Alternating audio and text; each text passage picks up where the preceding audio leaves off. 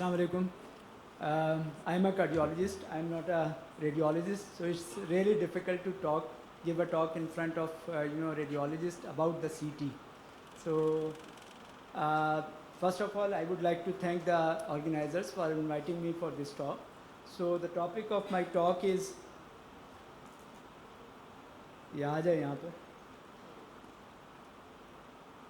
Okay. So the topic of my talk is cardiac coronary CT angio, what we need to know.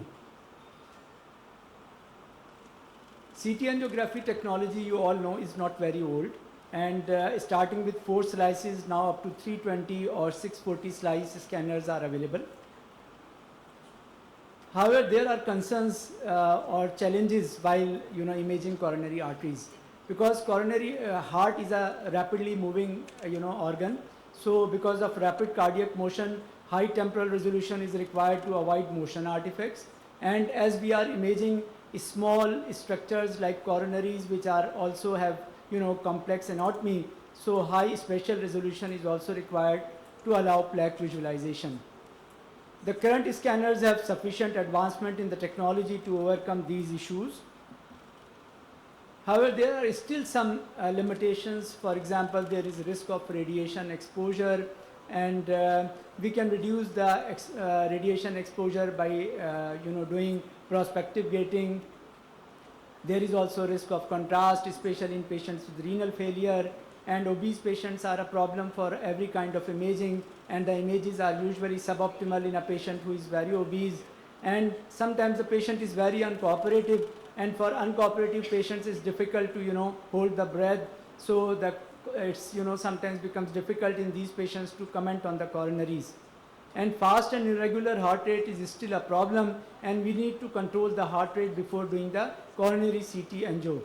And of course, the high coronary calcium score is another problem while reading the coronary arteries, because in the presence of very high coronary calcium, it's really difficult to comment on the severity of the lesions. So these are the beautiful 3D volume render images, and these images are important for commenting on the origin of the coronary arteries as well as the course of the coronary arteries, but you can't comment on the stenosis. So these images are not for the commenting on the degree of stenosis, and if you are doing the congenital heart disease, then it's also important for looking at the location of the aorta as well as the pulmonary artery. Dr. Naila is sitting here, so I would not say anything about the congenital heart disease.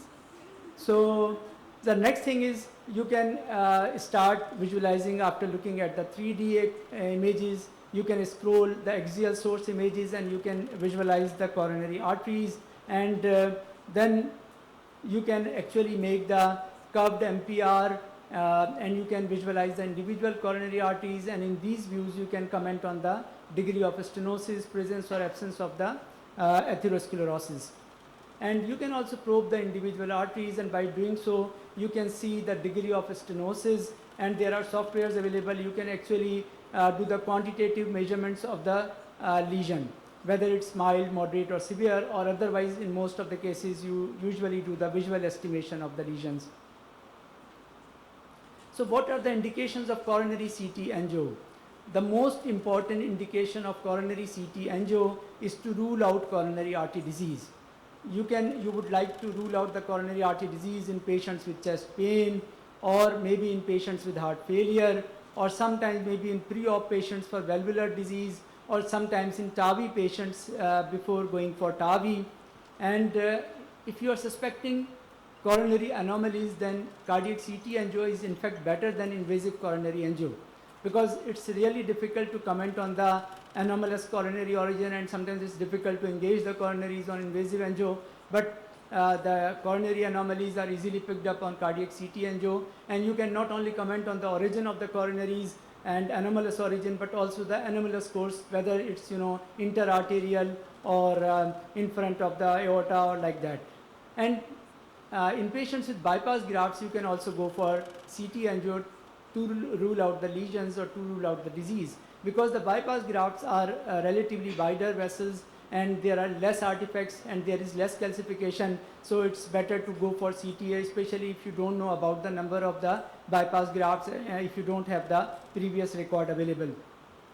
So I'm not discussing the other indications of cardiac CT angio. I am just focusing on the coronary CT angio, but there are some other indications of cardiac CT angio which include, as I told you, congenital heart disease, as well as valvular heart disease, especially before TAVI, and sometimes EP people require cardiac CT angio to look at the anatomy of the pulmonary veins, and sometimes for patients with cardiac masses or pericardial disease or disease of the aorta or pulmonary embolism. So I'm not focusing on those things, so just focusing on the coronary CT angio. So patients with history of chest pain and suspected coronary artery disease, there are a lot of studies available now. So multiple prospective multi-center studies have demonstrated that the diagnostic accuracy of CT angio has a sensitivity of 85 to 99%, and specificity is 64 to 92%. And these are the different studies. You can see here that you can see that it has a very good, negative predictive value. So this is the beauty of cardiac CT, that is, it has a very good negative predictive value. So if you want to rule out the disease, then this is the best test. So if there is no disease on CT angio, then it means there is no disease. ठीक है ना? So basically, because of good negative predictive value, screening tool के तौर पे this is the best test. But however, CT usually overread the lesions, so specificity is little lower than the sensitivity and negative predictive value. So what about patients with acute chest pain coming to the ER? So I told you about the patients who are coming to the clinic. So these all studies were about the patients who have suspected coronary artery disease or angina coming to the clinic. But what about the patients coming to the ER with acute chest pain? So when there is low to intermediate likelihood of coronary artery disease, and when cardiac troponins are negative and ECG is either normal or inconclusive, then even in these patients you can go for cardiac CT angio. And CT angio is in fact recommended in 2020 European Society Cardiology guidelines as an alternative to invasive coronary angio to exclude acute coronary syndrome when the troponins are negative and when the ECG is normal in patients who are coming to the ER. What about heart failure? In patients with heart failure, it's usually necessary to rule out underlying coronary artery disease, especially in patients with dilated cardiomyopathy and new onset heart failure. It's necessary to rule out coronary artery disease. So in these patients, you can just do the coronary calcium as well, which is also reliable to discriminate ischemic cardiomyopathy from non-ischemic cardiomyopathy. But if you go for full coronary CT angio in these patients with heart failure, it has a high negative predictive value to confirm in a non-invasive way the absence of coronary artery disease. So as I showed the slide before, in patients with anomalous coronary arteries, it's the gold standard. So CT angio is gold standard for anomalous coronary arteries, either the origin or abnormal course or maybe fistula. So these are the different images. You can see here that there is anomalous origin of the right coronary artery from the left coronary cusp, and there is also abnormal course between the aorta and the pulmonary artery. And this is a fistula of the coronary artery arising from the LAD and opening into the pulmonary artery. Now come to the bypass patients, and according to the meta-analysis, in patients with bypass, there is a very good sensitivity and 97.6% and a very good specificity of 98.5%. However, the problem in patients who had prior bypass is the native vessels, because the native vessels become more calcified in these patients. After the bypass, the native vessels rapidly calcified, and sometimes it's become difficult to comment on the native vessels in patients who have prior bypass surgery.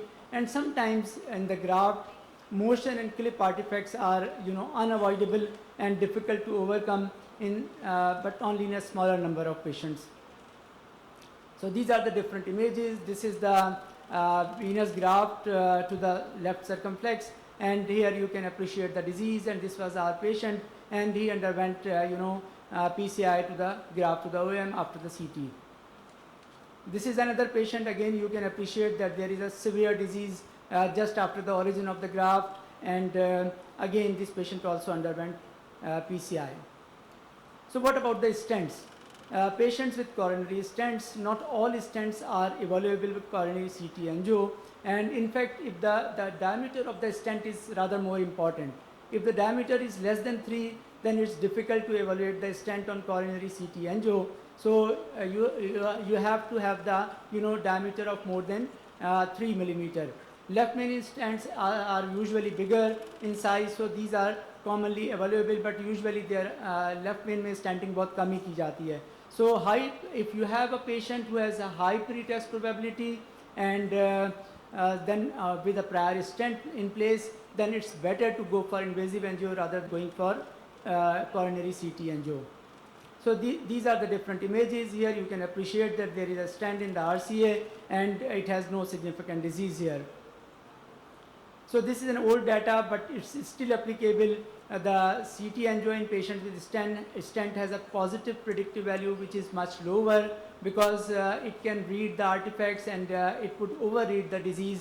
So the positive predictive value is lower in patients with this stent.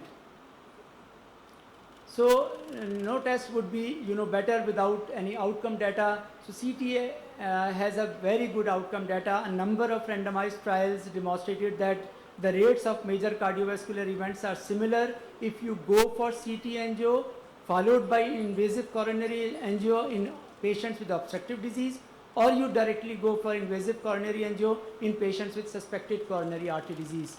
So there is no difference in the outcome if you first screen the patients with CT angio and then go for invasive angio in obstructive disease patients, or you directly go for invasive angio. The confirmed study actually, this was a registry which confirmed the predictive performance of CT angio in a large number of patients, 23,000, and both non-obstructive and obstructive coronary artery disease diagnosed by CTA was associated with higher rates of mortality compared with the absence of coronary artery disease. So what's new in the CT angio? So these are the newer things, the CT FFR. The application of computational fluid dynamics and machine learning to coronary CT angio dataset provides a non-invasive estimation of functional fractional flow reserve, which is FFR. So FFR can be done on CT angio, which is non-invasive. So CT FFR is an emerging technology which has been validated in multiple trials and showed good correlation with invasive FFR. So this is interesting, and according to a large meta-analysis, the specificities of CT FFR and its combined use with CTA were high, 78 and 80% respectively, for ruling out or picking up the hemodynamically significant coronary artery lesions. Another thing is another emerging modality is stress myocardial CT perfusion with adenosine. It may detect hemodynamically significant coronary lesions, and ischemia can be non-invasively detected just like stress CMR or stress nuclear imaging.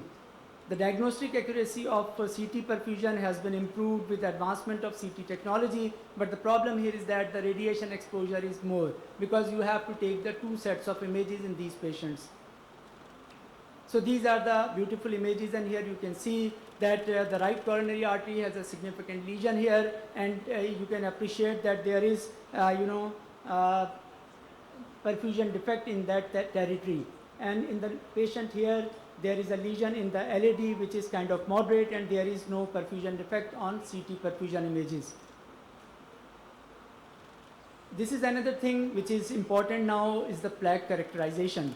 Software applications for plaque characterization by CT angio are becoming more sophisticated now, and Conte et al. Reported an excellent correlation for total plaque volume quantification by CT with the IRSP.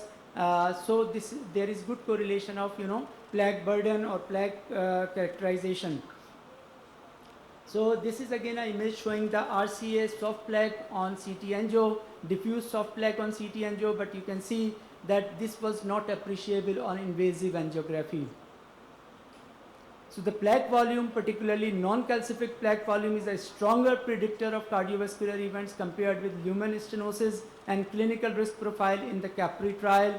And in another trial with the name of Scott Hart, the burden of low attenuation coronary plaque is the strongest predictor of future MI outperforming cardiovascular risk scores, luminal stenosis severity, coronary calcium score, and total plaque volume. So these are the two important things. You can actually calculate the plaque volume and as well as the volume of the non-calcific and as well as the non-calcific plaques. And so this is the image showing you that there is a soft plaque there and with spotty calcium there. So what about the vulnerable plaque? So vulnerable plaque is another important thing. Plaque assessment on CT angio helps predict the risk of cardiac events. If plaque is vulnerable, then there is increased risk of MI in these patients. So according to the study with the name of PROMISE trial, the presence of high risk plaque which are positive remodeling, low attenuation plaque, spotty calcification or napkin ring sign was associated with the high rates of cardiac events.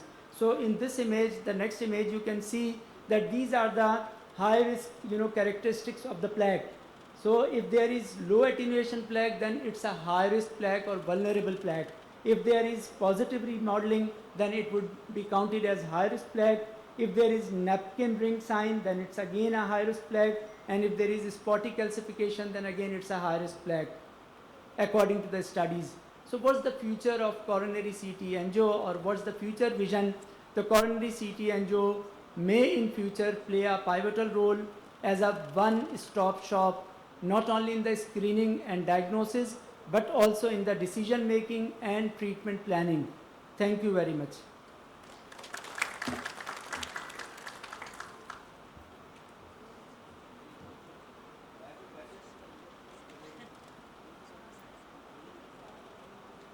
Dr. Nadeem.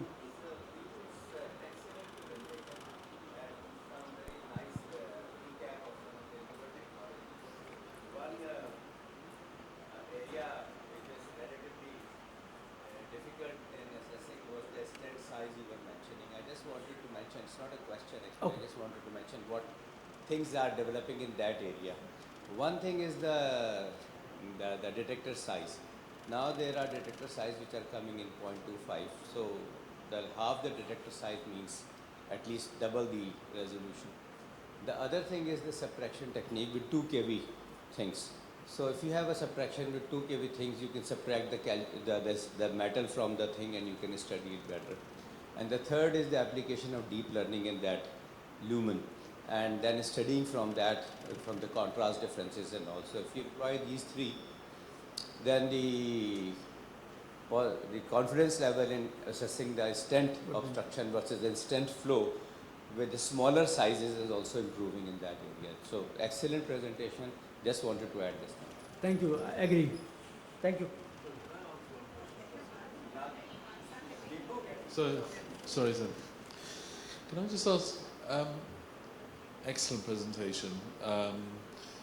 My concern is that coronary angiograms, the ones that are done in the labs, are considered gold standard or were considered gold standards. But what you've just shown is the diffuse pleural plaques that you get are best picked up on the CT coronary angiograms, not on the coronary angiograms that you do in the lab, on the angiographic imaging. That's quite worrying because these are the plaques that can go on and develop into full-blown MIs. Is this something that we should be looking at as a whole? Because I work in quite a big cardiothoracic centre. I wasn't aware of this actually. Can you kindly repeat the things? Sorry? Repeat the question. Can you kindly repeat the question? Yeah. So diffuse plaque disease. Okay. That cannot be picked up on what used to be considered the gold standard, which is the angiographic. Okay. So, is this something that CT coronary angiograms should be taking over, or should be always done? I mean. Yeah. So basically, invasive coronary angiography is a luminography. So and CT angio actually is also showing you the wall of the vessels.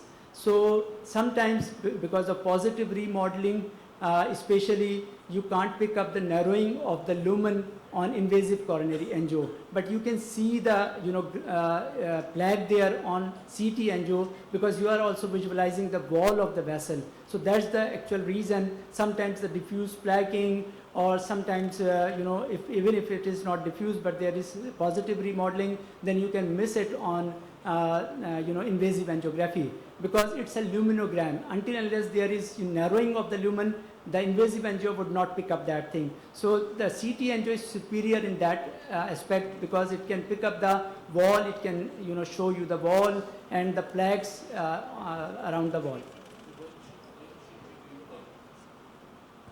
Okay. When do you do both then? Usually if you have gone for the invasive angio, then there is usually no need for CT angio. But if you are still suspecting that, I think in screening patients, I would still prefer CT angio, because in those patients, and if I am not suspecting that there would be an obstructive lesion, but I just want to rule out the presence of plaques, because plaque burden is again important. As I showed you the trials in which the plaque burden is, correlate well with the risk of adverse cardiac events. So especially in younger patients with the positive family history, if I want to rule out the coronary artery disease and there is no clear-cut evidence of obstructive lesions, and I'm not suspecting that this patient would require standing, and the patient is having atypical kind of symptoms, then I would rather go for CT angio to look for even the presence of plaques, and then I can give the medications and risk stratify the patients more aggressively in the presence of plaques. And in those patients, even the invasive angio can misguide you, as well as the non-invasive imaging like stress MPI or maybe stress echo, because these tests would be positive only in the presence of 70% stenosis. So if you just want to look at the plaque burden or the presence of plaque, then I think still the CT is superior. Thank you very much. I think the concern is the translation of those plaques to full-blown coronary artery disease, which presents as MIs, and I'm not sure any of us know what the answer is, but thank you. Okay, fantastic. Thank you.